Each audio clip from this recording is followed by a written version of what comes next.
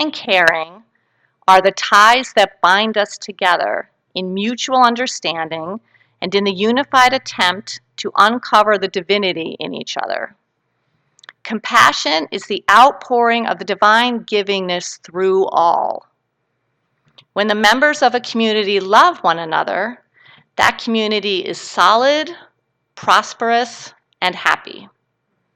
Love alone can solve the world's problems and bring about the day of universal peace. You and I have certain people upon whom we lavish a great deal of affection. This is both natural and desirable. But would we like these few any less if we increased our love to include all humanity? Suppose we make a daily habit of feeling that we like people and they like us. We belong to them and they belong to us. In a very real sense, everyone we meet is part of our own family to love and to enjoy. Please say the affirmation for May with me with purpose. I am rich in spirit, prosperous in all ways, and open to receiving and compassionately sharing my good. I care for others. Thank you, Mary Ann. I know those of you who've been here the past several weeks have heard that same quote, but I just feel it is so fitting for this topic that it bears repeating. And I know every time I read over it, I just feel inspired, just reminding us that we are all part of one human family. And compassion is the answer, which really is a form of love. So today the topic is prosperity consciousness. And so the thing that I wanted to do was, again, just point the direction for prosperity consciousness for each and every one of us, which is really about love. It's what Mary Ann was talking about, mirror work, self-love. When we truly begin to embody this thing called love, then prosperity flows. Because the gift, remember, is already given by the one source, and all we do is make our place in consciousness a place for allowing that flow to come through, and love and compassion is the way. There's a beautiful story that illustrates what we've been talking about this month. We've been using a book by Gary Simmons called The Eye of the Storm, and it is a book that's based on a particular analogy, the eye of the storm. And so the I, EYE, becomes I, a capital I, the I am presence. When we are in the center, in that calm center of the storm of life, when things are like in turmoil around us, or other people are in turmoil around us, when we come to that center, that calm center, the I am self, the Christ consciousness is another term for it, then we are able to be that beneficial presence to help, sometimes to help others calm down. It really depends on their willingness, but at least we're able to stay there and to bring something positive, bring that compassion, bring that caring. There's a beautiful story that illustrates this. And it's a story recounted by a business consultant who hopped into a taxi one day, rushing to the airport, and the taxi driver was pulling out of the parking lot when all of a sudden this red car jumped out in front of it, just kind of zoomed out in front of it, and the taxi driver slammed on the brakes, missing it within inches, and the driver of the red car leaned out and started yelling at the top of his lungs, every kind of profanity imaginable. And the taxi driver just waved and smiled and then moved on. And the business consultant was in awe of what had just happened and said, we almost ended up in the hospital. Your taxi could have been destroyed and all of your source of income, and you wave and you smile at this person? Are you crazy? And the taxi driver began to share his perspective, which the business consultant then called the law of the dump truck.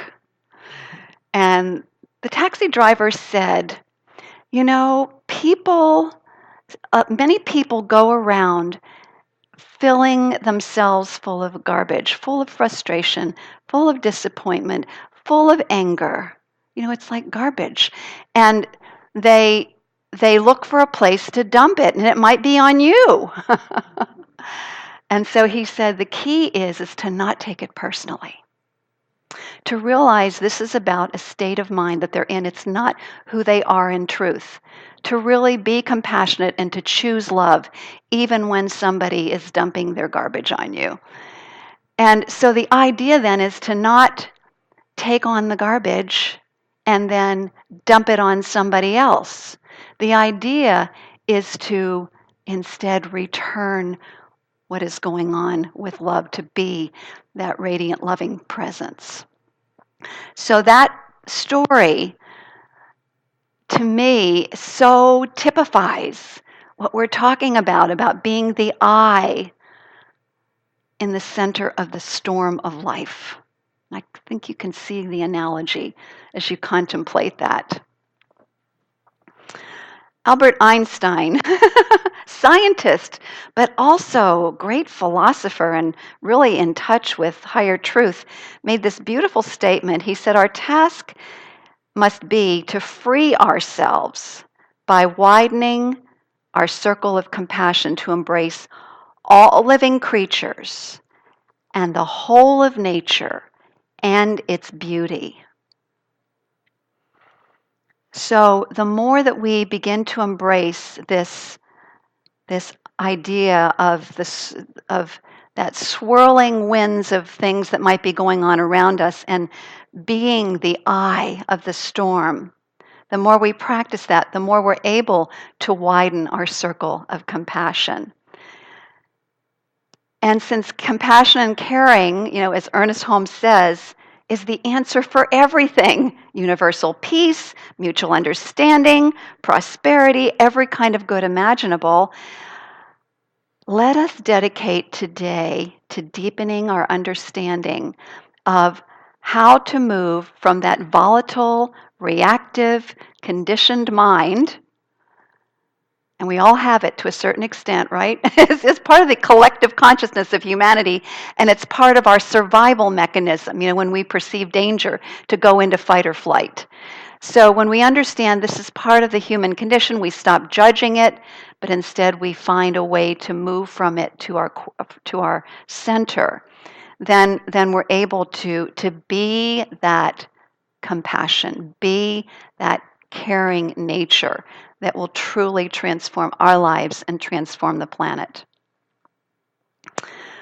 And also, there's a reminder, and this is from last week, but this is a great reminder. Conflict is a great opportunity. It has value. You saw what happened with the taxi driver.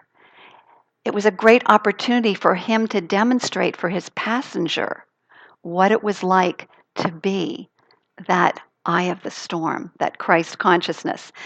And for those of us who find ourselves thrown off center when we get into a conflict, it's a great opportunity to be compassionate with ourselves if we do react, but also to move ourselves as quickly as possible to the calm center of our true selves and see what's really going on.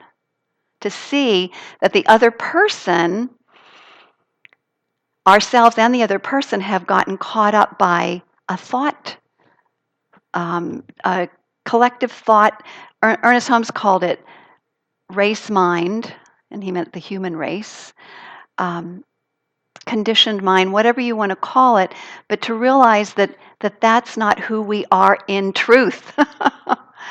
And when we can see beyond that surface mind to the core and center of who everyone is, that is the practice that really, truly will set us free. That is knowing the truth beyond the appearance that sets us free.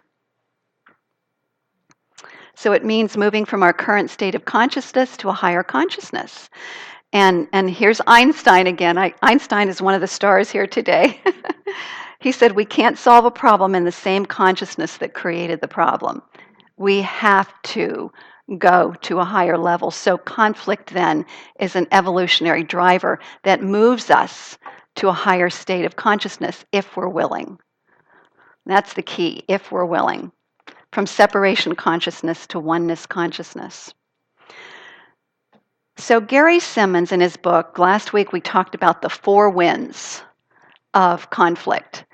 That, what that separation consciousness looks like and what it's comprised of. And if you remember, there was a sense of separation, there was defensiveness, there was competition, and there was misperception.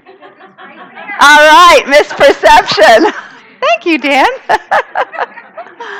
Right. So all of those are the things that show up. And so each one of those has a spiritual truth that dissolves them back into the nothingness from which they came. That state of consciousness, separation, really has no power, and it's important to notice that. That state of consciousness is based on an idea that there are 2 powers, that there's a power for evil and a power for good. So when we're in separation, that's how we see the world. We think the other guy's being bad or mean or awful or whatever, and we're being the good, heroic person. So buying into 2 powers is how we keep ourselves in a state of struggle and suffering. When really all there is what? One power. One power, one presence, one life, which is the presence of God. So the way we move from separation consciousness then is into oneness. And we do that through what Gary Simmons calls communion. We do it through communion. And communion means that we practice as often as we can possibly think about it, seeing the truth, thinking the truth, abiding what Jesus talked about, which is allowing the Word to abide in you and abiding in the Word. The Word meaning the truth, the spiritual truth, the higher truth that all there is one presence, one life, one power, and I live, move, and have my being in that presence. I am of that presence. I am of that one life. Communion. Joel Goldsmith offers a beautiful analogy of communion. Since I'm immersed right now in practical mysticism and in Joel Goldsmith's book, The Foundation of Mysticism, I have just been loving his way of explaining things. We know that communion means being connected, right? It means being connected to the one life, to God. And Joel Goldsmith says, think of a coconut tree. Those of you who are wearing coconut trees, please stand. I just thought this was so interesting. They both showed up with coconut tree shirts. I sent them. Thank you. That was an affirmation. That was an affirmation to me of this powerful analogy. It's wonderful. So if you think of the coconut tree and realize that the branches that come off the coconut tree thrive as long as they're connected to the coconut tree, right? And we can think of God as that tree of life. And when we are connected, we the life that is the divine flows in us, through us, as us. We connect in consciousness. That's the thing. By reminding ourselves of the spiritual truth of who we are and what we are. And it helps to have images like this, for me, to remind myself that every time I look at a tree, or every time we have a beautiful painting of Sally's, the coconuts, right, Sally? We have that in our powder room at home. And so now every time I walk in there, since I've done this, it reminds me to remember who I am, to remember my connection to Source. So the way, so Jesus again said, if you abide in the Word, okay, think of it as the spiritual consciousness of oneness, the truth of oneness, and let the Word abide in you, so you embody oneness consciousness, Christ consciousness. You will bear fruit richly. The coconuts, right? We live prosperously. If you do not abide in the Word, you will be as the branch of a tree that is cut off and withers. So now it has a higher meaning, correct? When we really tune into these ancient scriptures, which are just full of wisdom. So the tree of life, then, the tree of life, reminds us that we are not a separate human being all by ourselves, one of the, 7 billion that are on the planet? That we are pure spirit, fully connected. I love the saying that Ernest Holmes put forth that says, God and I are a majority. God and I are a majority. I am filled with the life of God. I am fully connected. Everything I could ever need or want or desire is right here where I am. The kingdom of heaven is within. So when we declare the truth, then we're able to see not only beyond the 5 senses about ourselves, but also everyone else. We can see the truth of who they are. And so the taxi driver living in that awareness, that consciousness, I don't know if he calls it the Christ consciousness or what he calls it, but it's an ability to stand in that energy of clear seeing what's going on. This other person is caught up in this reactive conditioned mind, which is not his truth. That red car driver, he's simply mired in in the winds, in the periphery of the storm. He's like that weather vane that's just spinning in the wind, right? And those high winds. So when we look at it that way, when we see each other that way, we can be the presence of love. We can look at them and bow, namaste, to the divine within, even if they're behaving in kind of a really angry, crazy way. And so every time that we shut our awareness to the truth of who we are and who other people are, that's when all of the turmoil starts taking place. So staying connected to that flow of the divine, to the good and plenty, to the flow of love, to the flow of compassion, to the flow of all good imaginable, really is what communion is all about. The second thing we want to do is move from misperception to seeing it right, not making it right. So suppose that you want to experience more success in your life. There's a tendency, and I fall into this, and I'm just saying I'm done with this way of being, is we have this idea when we're in separation consciousness that we have to do things to make it happen, that's how success takes place. And what the teachings are is it all begins here. It's important that we see it rightly, that we see things rightly, see people rightly, see ourselves rightly, and success is a product of that. Success is a product. We don't have to make it right, we see it right. And when we see things right, we're moved into inspired action. Ernest Holmes says the secret of spiritual power lies in the consciousness of one's union with the whole and the availability of good. God is accessible to all people.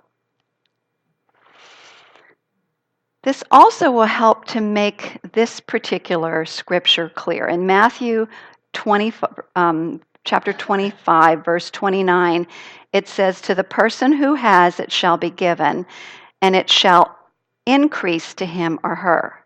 But to the person who has not, even that which the person has shall be taken away." That can sound pretty cruel if you're looking at it from a material standpoint. But what this is offering, this teaching is offering, it's really shaking us up and realizing that what is being talked about here is the consciousness. What the person who has the consciousness of oneness, that awareness of connection with Source, that sense of wholeness, which leads to prosperity and increase.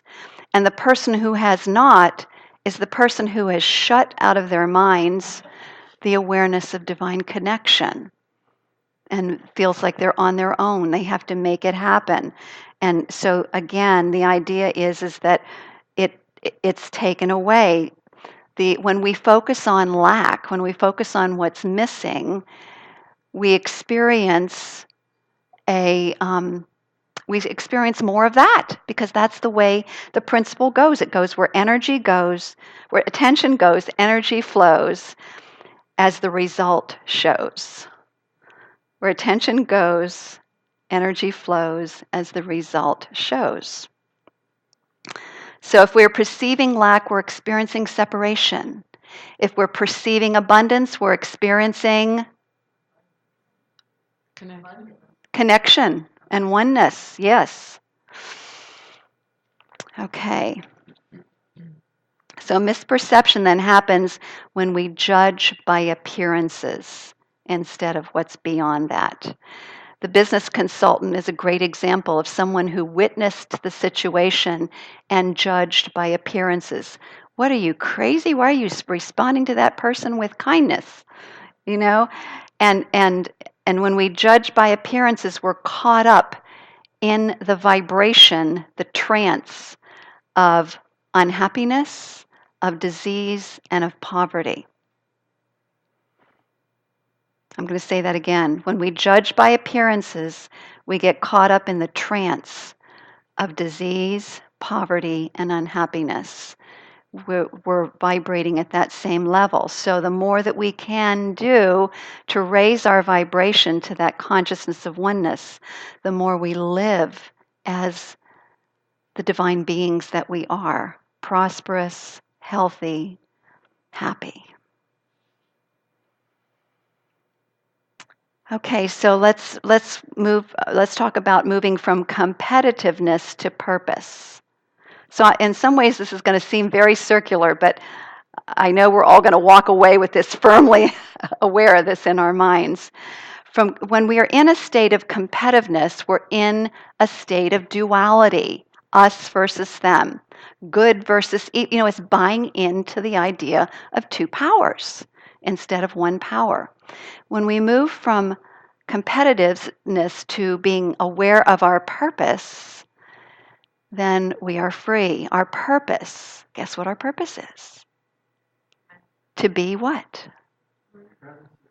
To be oneness, the presence of oneness, to be the presence of love, to be the presence of compassion, to be connected to Source wherever we go. That's our purpose. That's a unified purpose that we all have. And we bring that to whatever our occupations or our relationships might be. Joel Goldsmith did a great example of this. I love this. He said he was in prison work. He and some others were doing prison work in his early days. And someone had told them to protect yourself from the evil thoughts of the prisoners, to do prayers of protection, okay?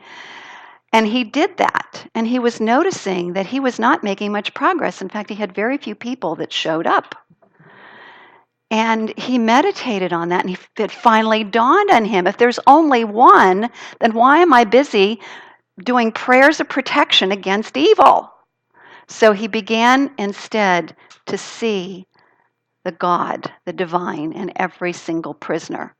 To look beyond the appearances, to realize what the taxi driver did is that it's just conditioned mind what Joel Goldsmith called the carnal mind, that drove the prisoners to criminal behavior. And the more that he focused on being afraid of them, the more he was holding that vibration in place. So, as someone who was bringing spiritual truth, it was up to him, his musician, and the other people who went in with him to hold the vibration of oneness, of love, of compassion, to see only God in the prisoners. Well, guess what happened?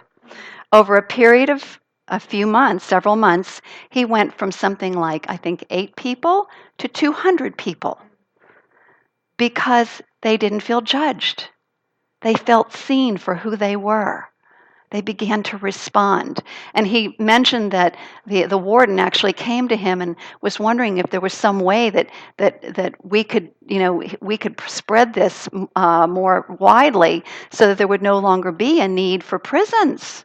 That people could really truly tap into who they are in truth.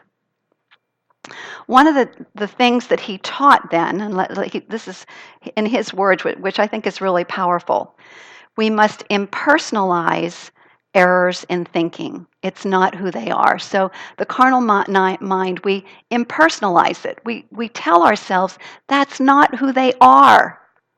We know who they are in truth, pure spirit. And he said, and then nothing eyes. So we impersonalize the errors in thinking, and we nothing eyes them, which means we say that those thoughts, that state of mind, has no power. Has no power. There's only one power, which is the power of God. So we purify our minds every time we do this. We make ourselves a transparency for the Christ consciousness.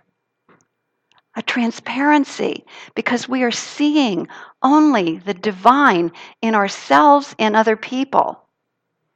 And what we focus on, we know, grows. And the truth is the only power that there ultimately is. So that's when we say we reveal the truth. We reveal what's already there. And we begin to bear fruit richly in our lives. Okay, so next we move from defensiveness to non-resistance. Think about what happens when we're defensive, and we can go back to the taxi driver. If the taxi driver had yelled back at that man, and what could have happened? They could have gotten out and gotten into a fist fight or some crazy thing like that. So when we practice non-resistance, it means we don't buy in to what's being thrown at us, the garbage that's being thrown at us. We impersonalize it, and then we stay in a place of non-resistance. There's a beautiful saying in A Course in Miracles, in my defenselessness, which is another word for non-resistance, my power and safety lies. In my defenselessness, my power and safety lies, which means you don't buy into that there's some other power besides the power of God, the power of love. So if we want to prosper, in our lives, we truly want everything to shift and change, I say, remember the coconut tree. So you can just remember Bruce and Tom here with their coconut shirts.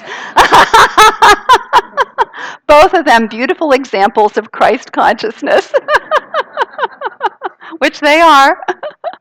Oneness consciousness. And she's and yeah, she is. Yeah, that's right. So anytime we see a tree, it doesn't have to be a coconut tree. It's a great reminder to stay connected to the source, to the tree of life itself. And a reminder that every time we move from that place of reactivity, to be compassionate with ourselves. It's okay. We're in the process of learning. Be kind, be compassionate with self, above and beyond. And then we can be more compassionate with other people when they lose it temporarily for the moment, right? And so remember the taxi driver. If you can remember the coconut tree and the taxi driver, you've got the whole talk. And so I give my thanks for this truth. Let's all say together, yes, and so it is.